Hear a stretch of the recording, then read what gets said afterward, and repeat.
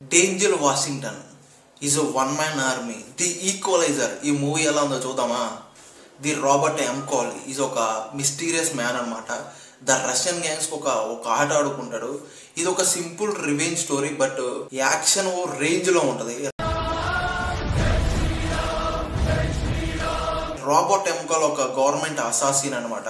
ఒక normal life లో ఒక బుక్ స్టోర్ లో పనిచేస్తూ ఉంటాడు. కానీ ఒక రోజు రష్యన్ గ్యాంగ్స్ ఒక అమ్మాయిని ఇబ్బంది పెడుతూ ఉంటే అక్కడ వాళ్ళ లైఫ్ని ఆ అమ్మాయిని కాపాడడం కోసం మనోడు ఎలా యాక్షన్ చేస్తాడు, అన్ప్రిడిక్టబుల్గా ఓ రేంజ్లో యాక్షన్ చేస్తాడు అనమాట. రష్యన్ గ్యాంగ్స్ ఒక రేంజ్లో ఆడుకుంటాడు వాళ్ళందరిని కూడా చెప్పాలంటే.